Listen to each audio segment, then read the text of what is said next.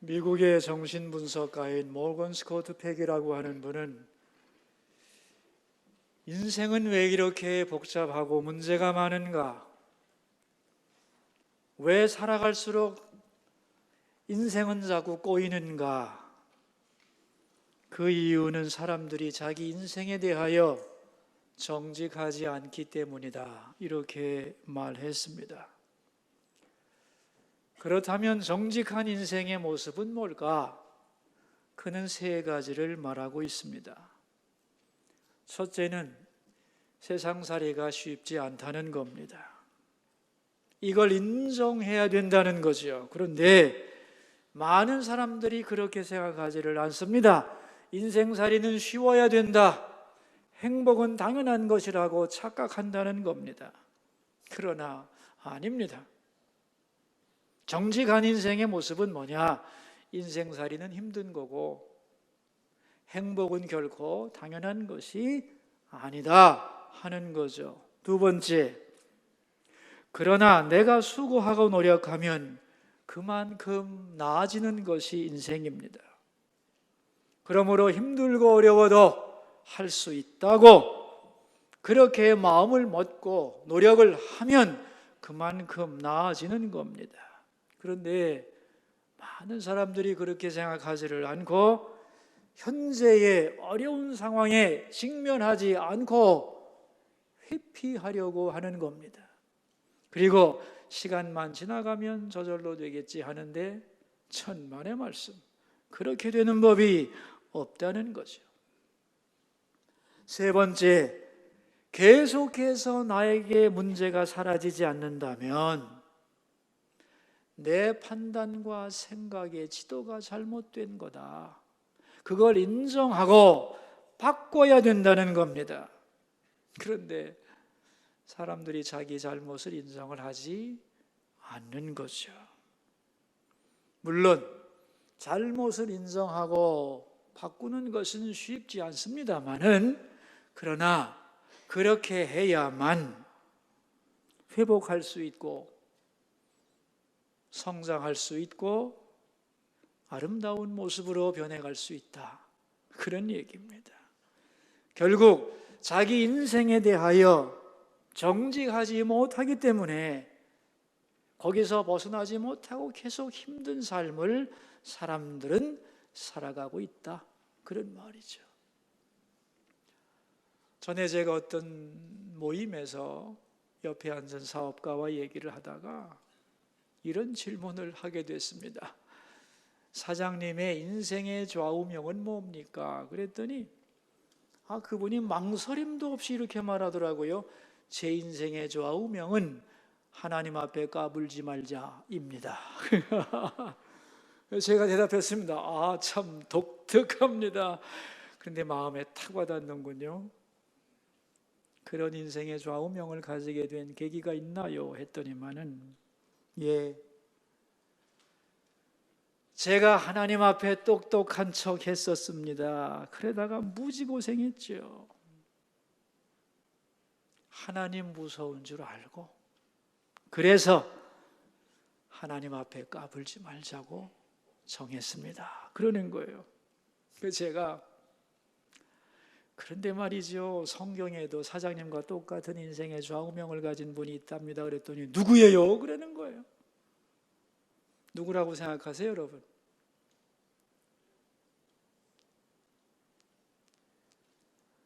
솔로몬 왕입니다. 솔로몬 왕은 전도서 7장 29절에서 인생이 복잡해지는 이유를 이렇게 설명했습니다. 내가 깨달은 것은 오직 이것이라. 곧 하나님은 사람을 정직하게 지으셨으나 사람이 많은 꾀를 낸 것이니라. 하나님 앞에 정직하면 인생은 단순하다는 거예요. 평탄하고. 그런데 사람들이 잔꾀를 부려서 인생을 복잡하게 만든다는 것이 솔로몬의 진단입니다. 우리는 정직이 뭐냐 그렇게 물으면 사람들 앞에서 내가 거짓말 안 하는 게 정직 아닙니까? 이렇게 생각하죠. 아닙니다. 정직은 그것보다 훨씬 큰 개념입니다. 하나님 앞에 잔꾀를 부리지 않는 것이 정직입니다. 그러니까 하나님 앞에서 까불지 말자를 성경적인 용어로 바꾸면 어떻게 되느냐? 하나님 앞에서 잔꾀를 부리지 말자가 되는 거죠. 여러분, 잔꾀의 반대말이 성경적으로 뭐라고 그랬죠? 솔로몬 얘기했잖아요. 잔꾀의 반대말이 정직입니다. 정직. 자, 오늘 설교 제목이 뭐죠? 정직한 사람이 됩시다. 이 말을 바꾸면 하나님 앞에서 잔꾀 부리지 맙시다. 더 리얼하게 표현하면 하나님 앞에서 까불지 맙시다가 되는 겁니다. 이렇게 하나님 앞에서 잔꾀를 부리지 않을 때 우리 인생은 복잡하지 않고 단순해지는 거다. 평화롭고 행복해진다 하는 것입니다. 여러분, 우리가 지난번에 미혹에서 벗어나야 합니다라고 하는 말씀을 생각을 했는데요. 세상에는 우리를 미혹하는 것들이 많습니다. 돈도 우리를 미혹하고 권력도, 야망도, 그리고 세상의 쾌락도, 명예도 우리를 유혹하죠. 그 중에서도 술이라고 하는 것은 미혹의 대명사입니다. 술을 마시면 어떻게 되느냐? 통제력이 상실됩니다. 그래서 떠들기 시작하고 실수가 많아지죠. 그 결과 다툼이 벌어지는 겁니다. 더 나아가서 지혜와 명철이 사라지는 거죠. 그래서 품위를 잃게 되고 유혹에 약해지고 타협에 노출되는 겁니다. 그래서 술에 대한 결론이 뭐냐?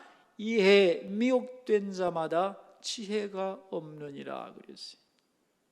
미혹되는 것은 어리석은 거다, 그런 말이죠. 자, 여러분, 미혹하는 것이 많은데 어떻게 하면 미혹되지 않을 수 있느냐 하는 거예요. 신약성경 에베소서 5장에서는 이렇게 말씀합니다. 그러므로 어리석은 자가 되지 말고 오직 주의 뜻이 무엇인가 이해하라.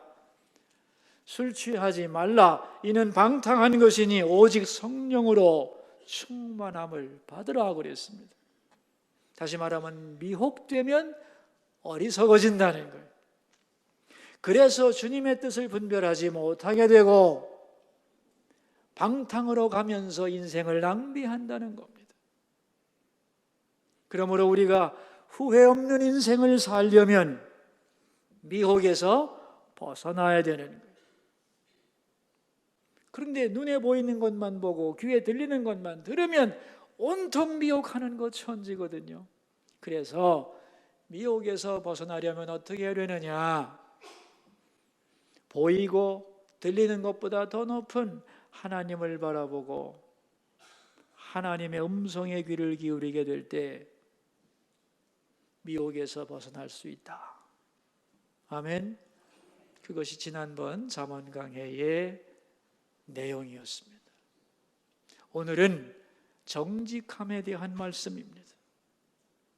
정직은 우리 삶에 얼마나 다양한 모습으로 나타나느냐 하는 것이고, 또 삶 속에서 정직을 실천할 때 우리에게 어떤 결과가 오느냐, 여기에 대한 말씀이 오늘 본문의 내용입니다. 먼저 우리 13절 말씀을 같이 읽겠습니다. 너는 잠자기를 좋아하지 말라. 내가 빈궁하게 될까 두려우니라. 내 눈을 뜨라. 그리하면 양식이 조가리라.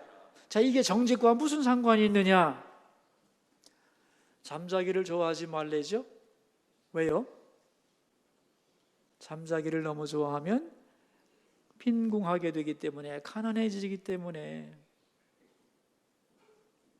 여러분, 내가 잘 살아봐야 되겠다 하고 결심하는 것은 좋은 건가요? 나쁜 건가요?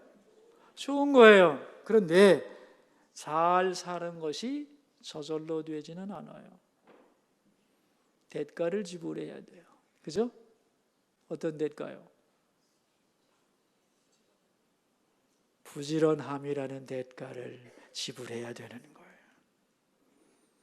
그러니까 열심히 일해야만 되는 거다. 게으르면서 잘 살 수는 없는 거다. 이게 정직한 삶의 원리라는 거예요. 이걸 외면하면 안 된다는 겁니다. 근데 사람들은 내가 게으르면서 왜 못 살지 하고 원망한다는 거예요. 이건 정직한 태도가 아니라는 거예요. 잘 살려고 결심하는 건 좋은데 그렇다면 부지런해라. 그만큼. 물론 사람은 잠을 자야 살죠. 잘 자야 되고 숙면이 필요하지만 쉼을 위하여, 회복을 위하여 쉬는 것은 좋지만 게으름의 잠을 자서는 안 된다. 그러면서 잘 살려고 하는 것은 정직한 자의 삶의 태도가 아니다 하는 말이죠. 자, 두 번째, 물건을 사고 팔 때도 정직해야 된다는 거예요. 근데 사실은 그 시간에 거짓말이 많다는 겁니다. 물건을 파는 사람도 자기 물건이 좋지 않은데도 무조건 좋다고 그러고 믿지며 팔면서도 아니지 남길 거 다 남기면서도 믿지며 판다고 그러고 뒤에 가서는 많이 팔았다고 좋아하고 그런 거 하면은 사는 사람도 물건 살 때 거짓말 시킨다는 거예요. 어떤 거짓말이냐? 14절이죠. 읽어봅시다. 물건을 사는 자가 좋지 못하다 하다가 돌아간 후에는 자랑하느니라. 자, 물건을 살려고 해요. 살려고 하면 그 다음부터 트집을 잡는다는 거예요. 이 물건 문제 있네요 하고 가치를 깎아내린다는 거예요. 왜? 물건 좀 깎아보려고. 여러분, 내가 뭔가를 살려고 했다는 것은 그 물건이 마음에 들었다는 거 아니에요. 근데 그렇게 표현을 안 한다는 거예요. 깎아 후려치려고 그런다는 거예요. 다시 말하면 물건을 사고 파는 자 모두가 다 거짓말을 한다는 겁니다. 물론 장사에 이익을 남기는 것은 좋은 거지만은 그러나 작은 이익 때문에 진실을 팔고 양심을 팔고 정직을 잃어버리면 안 된다는 거예요. 그러면 물건을 사고 팔 때 이렇게 하지 않을 수 있는가? 있다는 거죠. 태도를 바꾸어야 합니다. 예를 들면 내가 어떤 물건을 사러 갔습니다. 그러면은 내 마음에 들면 어떻게 말하면 되겠어요? 아, 이 물건 참 좋네요. 마음에 쏙 들어요. 아, 그렇다고 값이 올라가나? 그렇게 표현하라는 거예요. 그런데 가진 돈이 이거밖에 없네요. 근데 그것도 사실 거짓말이 많지. 지갑에 더 있잖아. 그러니까 저 이 물건 참 마음에 들고 좋은데요. 이 정도의 가격이 주실 수 있나요? 이렇게 해야 된다는 거예요. 흥정을 할 때 꼭 거짓말이 필요한 건 아니다. 그런 얘기입니다. 전에 제 아내가 시장에 갔다 와서 저한테 이런 말을 했어요. 여보, 내가 오늘 남대문 시장에 갔었는데 참 좋은 분을 만났어요. 그러는 거예요. 그래서 내가 어떤 분인데 그랬더니 옷감집 주인인데요. 그 가게 딱 들어갔더니 무명이 가득한 집인데 기분이 너무 좋아가지고 아, 무명이 참 좋네요. 좋은 일 하시네요. 그랬더니만 그분 하는 말씀이 고맙습니다. 그러더니만 그런데 뭐가 좋은 일이라는 거예요? 내가 내 돈 벌려고 장사하는 건데 아, 그렇게 말하더랍니다. 그래서 뭐라고 했느냐? 아니죠. 사람이 태어날 때 맨 먼저 무엇으로 감쌉니까? 부드러운 무명 아닙니까? 그리고 그 무명 갖고 애기 기저귀도 하고 그리고 사람이 맨 마지막에 죽을 때 무엇으로 감쌉니까? 수의를 입히기 전에 무명으로 감지 않습니까? 그러니까 사람이 처음 태어나면서부터 마지막 죽을 때까지 꼭 필요한 옷감을 파시는데 좋은 일 하시는 거죠. 파는 사람이 없으면 어떻게 살 수 있겠어요? 그렇게 얘기했다는 거예요. 그랬더니 그 주인이 한참 제 아내를 쳐다보더니 아주머니, 저 오늘 참 행복하네요. 내가 한평생 이 장사했지만 그렇게 말씀하는 분 처음 보았습니다. 참 감사합니다. 그런데 이 무명 어디 쓰려고 그러세요? 그래서 더운 나라에 선교 가는 분들에게 수건 만들어 주려고요. 땀도 닦고 모자에 끼워서 그늘도 만들고 때때로 치마도 가리고 용도가 많거든요. 그랬더니만 알겠습니다. 도매 가격으로 드릴게요. 그리고 원하는 크기로 자른 다음에 네 귀퉁이 네 군데를 재봉질해서 오리 흩어지지 않게 박아드리겠습니다.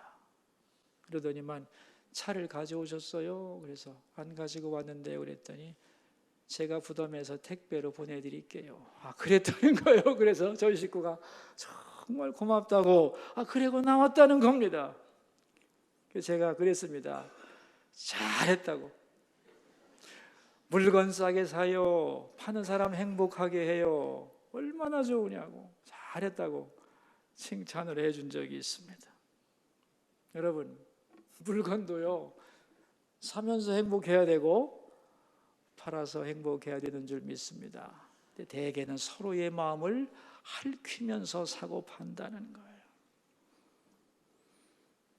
그래서는 안 된다는 거죠. 자, 우리 15절 말씀을 봅시다.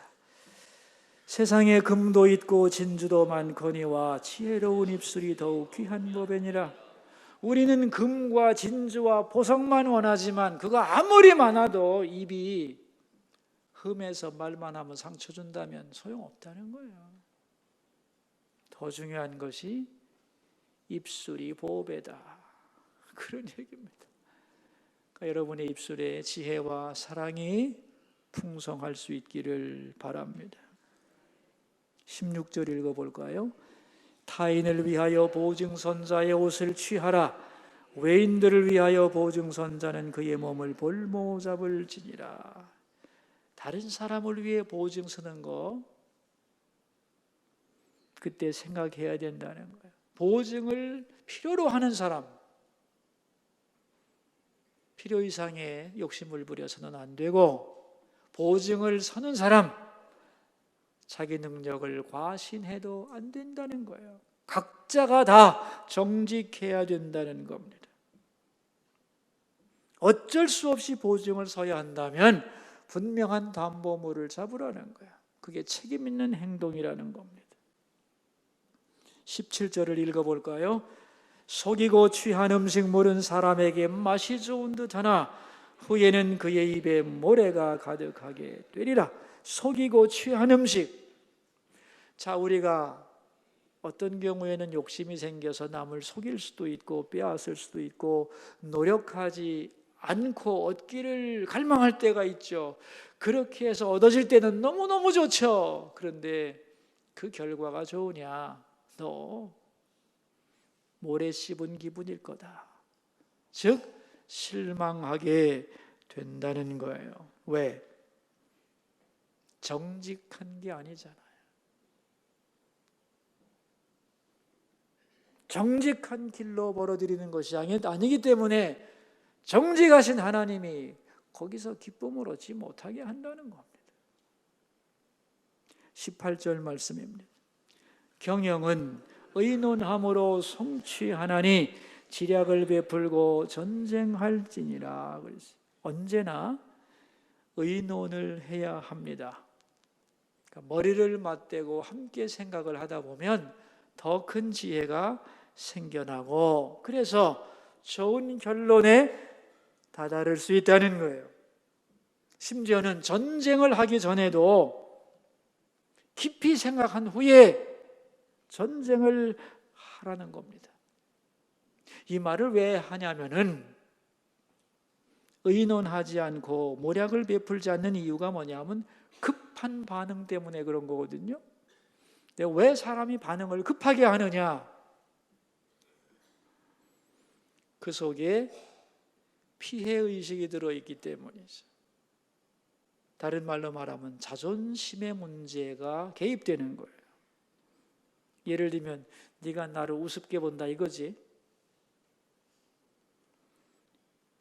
이런 마음이 들기 시작하면은 심사숙고를 하지 못하게 돼 있는 겁니다. 그래서 전쟁을 하기 전에도 정직하게 자기의 현실을 살펴보라는 거예요. 분수를 모르고 흥분해서 싸운다고 되는 게 아니기 때문이라는 겁니다. 몇 년 전에 제가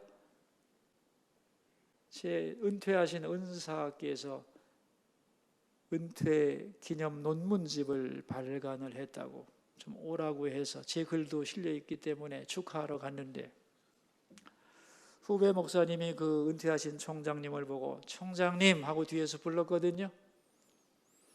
그랬더니 그분이 뒤를 딱 보시고 제 후배 목사님에게 나 총장 아닙니다. 은퇴했고요. 이제 교수도 아니기 때문에 나 그냥 시골 아저씨입니다. 그러니까 총장님이라고 불렀던 후배 목사님이 얼마나 당황했겠어요. 멍하고 있으니까 그분 하시는 말씀, 내가 왜 이렇게 말하는 줄 아세요? 늙어서 자기를 있는 그대로 받아들이지 않으면 이상한 사람이 됩니다. 과거를 잊어버리고 오늘 내 모습을 그대로 받아들이는 훈련을 해야 되기 때문이에요. 그 말을 듣고 제가 큰 감명을 받았어요. 여러분, 지금의 나를 정직하게 받아들여야 합니다. 옛날에 내가 장관이었는데 지금은 아니거든. 근데 왜 장관 대접 안 해주냐고 화내면 되겠어요? 여러분, 오늘 내 모습을 있는 그대로 받아들이는 것이 정직입니다. 아멘.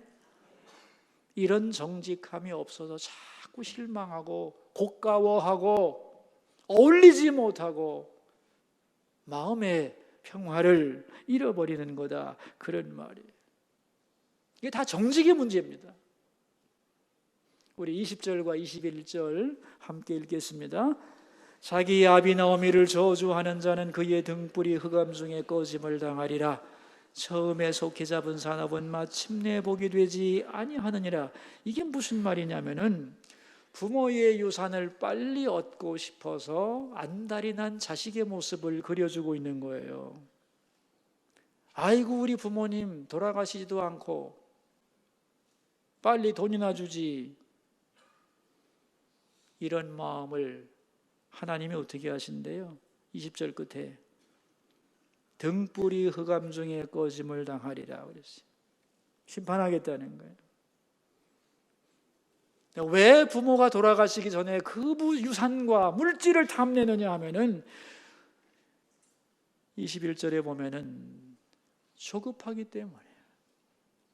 우리는 빨리 성공하고 쉽게 뭔가를 얻으려고 합니다마는, 여러분, 인생이라고 하는 게 그렇게 금방금방 쉽게 되는 게 아니라는 거예요. 하나하나 천천히 조금씩 한 단계씩 성장하고 이뤄가는 거예요. 그 유명한 말 있잖아요. 로마는 하루아침에 이루어지지 않았다는 거예요. 왜 이런 얘기를 하느냐? 초조해하지 말라는 거예요. 내 생각대로 빨리 안 된다고 조급하고 실패했다고 낙심하고 그러지 말아라. 때로 살다 보면 내 템포대로 이루어지지 않고 생각대로 안 되는 것도 많지만은 이게 다 훈련 과정이라는 거예요. 지혜를 얻는 과정이고 인격이 성장하는 과정이고 내 삶의 기초 공사를 튼튼히 하는 시간이라는 것을 알고 조급해하거나 안달하지 말라는 거예요. 마음에 정직함이 없는 사람들은 조급해진다는 거예요.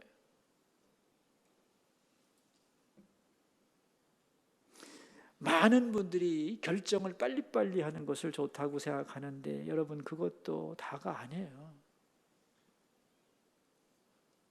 성경에 보면 사무엘 선지자가 하나님의 명령을 받아서 이새의 집에 갑니다.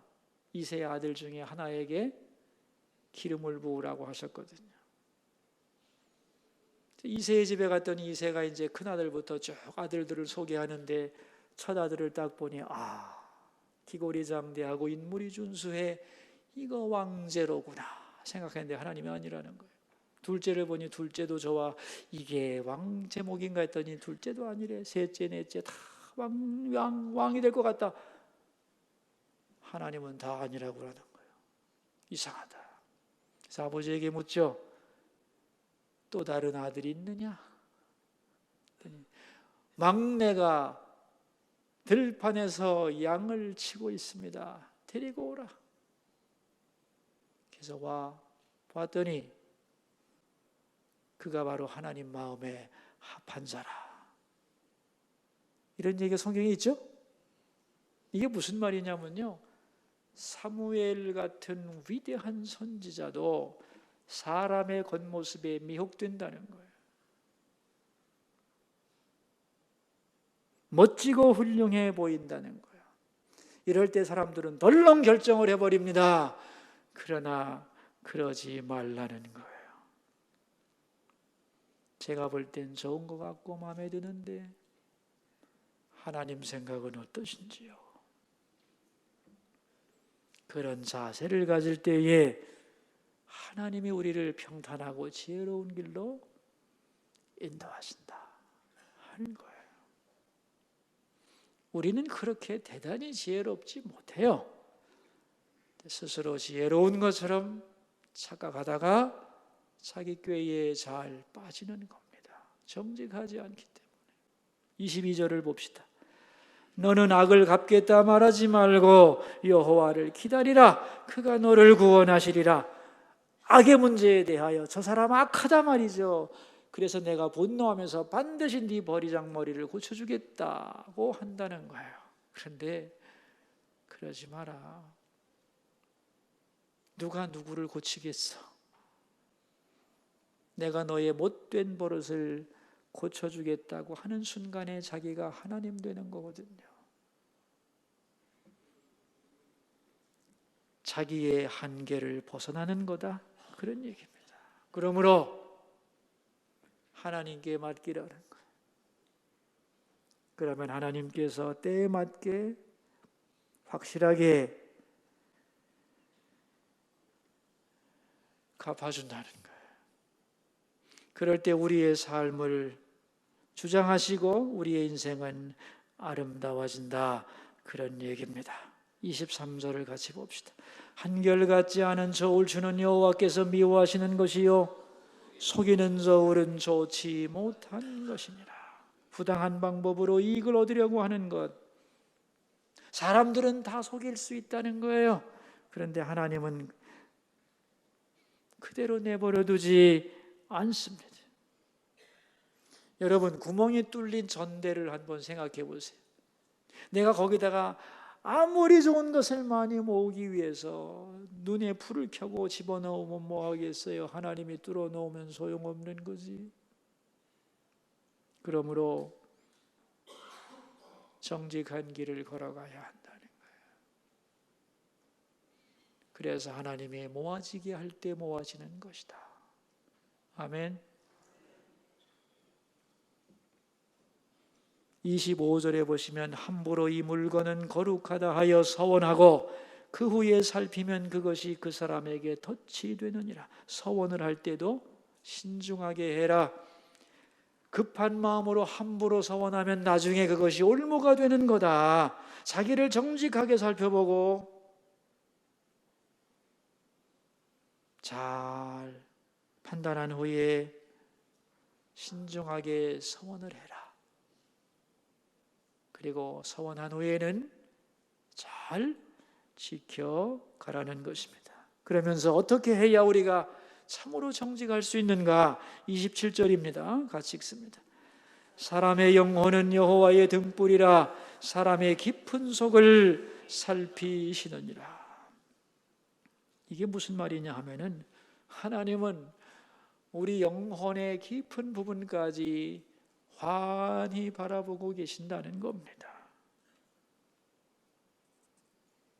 그러므로 양심을 속이지 말라 하는 것이에요. 우리 마지막으로 29절 한번 보겠습니다.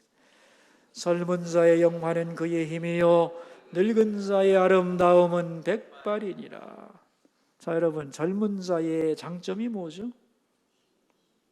지치지 않는 힘입니다. 그럼 노인의 장점은 뭐예요? 백발이라는 거예요. 지혜, 덕스러움이라는 거예요. 서로의 장점이 같다 다르다. 같다 다르다. 다르다. 그러므로 비교가 된다 안 된다? 안 된다는 거예요. 비교하지 말라는 거예요. 그러니까 노인이 젊은이의 힘을 부러워하면 안 된다는 거예요. 근데 건강한 노인들은 젊을 때의 힘을 생각해서 나 지금도 이만큼 할 수 있어 그랬는데, 이게 우리는 그걸 보고 아우 노익장이라고 그러는데 아닙니다. 그게 약간 주책인 겁니다.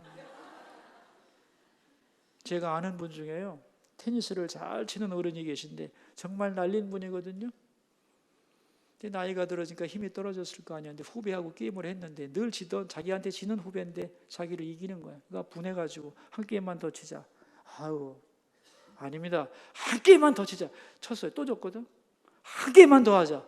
또 했는데 또 졌어요. 한 게임만 더 하자. 후배가 보니까 얼굴이 노래졌어요. 선배님이 안 됩니다. 이제 하지 마시죠 했더니 이야 무슨 한 게임만. 그러다 돌아가셨어요.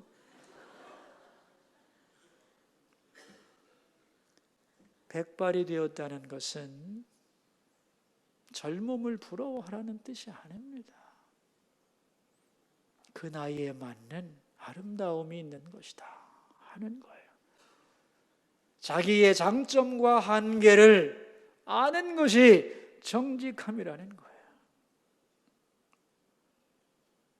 오늘 본문에 보면 정직이라고 하는 것은 삶의 모든 영역에 다 깔려 있는 거예요. 거짓말하지 않는 게 정직이 아니고 하나님 앞에서 나의 진실을 지켜가고 잔꾀를 부리지 않고 바로 서서 살아가는 게 정직이라는 거예요. 그럴 때 우리의 인생은 평탄하게 될 거다. 이 은혜가 함께 하시기를 축원합니다. 기도하겠습니다. 우리 들은 말씀을 생각하면서 두 가지 기도 제목을 가지고 주 앞에 나갑시다. 첫 번째 기도 제목입니다. 하나님 앞에서 정직한 사람 되게 하여 주소서. 우리 함께 기도합시다. 자기 귀에 자기 소리가 들리도록 우리 소리를 내어서 기도하겠습니다. 하나님, 오늘 정직한 사람이 됩시다 라고 하는 주제로 말씀을 나누었습니다. 정직이란 우리 삶의 어느 한 귀퉁이가 아니라 삶의 근본 자세라는 것을 우리로 분명히 알게 하여 주시기 원하고, 하나님 앞에서 정직한 것이란 하나님 앞에 잔꾀를 부리지 않고 살아가는 것, 그것이 정직임을 확실히 알게 하옵소서. 왜 내 인생은 이렇게 복잡하지? 왜 내 인생은 이렇게 힘들지? 왜 자꾸 꼬이는 거지? 주님은 말씀하셨습니다. 잔꾀를 부리기 때문이라고. 하나님, 정직한 인생이 되기를 기도합니다. 잃어버린 정직을 회복하게 해 주옵소서. 두 번째 기도 제목입니다. 5월을 맞이하여 지난 2주에 걸쳐 수소교회 방문한 분들을 축복해 주시고 그분들이 주의 전에 거하는 행복한 사람들 되게 하옵소서. 또한 미처 초청하지 못한 분들 계속 기도하며 초청하게 하시고 우리가 올려드린 그 이름들이 하늘나라 생명책에 기록되게 하소서. 기도하겠습니다. 하나님 아버지, 저희들은 5월에 2주간에 걸쳐 수소교회로 태신자들을 초청하였습니다. 방문해 주신 모든 분들을 축복하시고 주 예전에 거하는 행복을 누리게 해 주옵소서. 여러 가지 사정으로 인하여 방문하지 못한 분들 계속 초청하도록 도우시고, 우리가 올려드린 그 이름들이 하늘나라 생명책에 기록되는 놀라운 은혜를 누릴 수 있게 하여 주옵소서.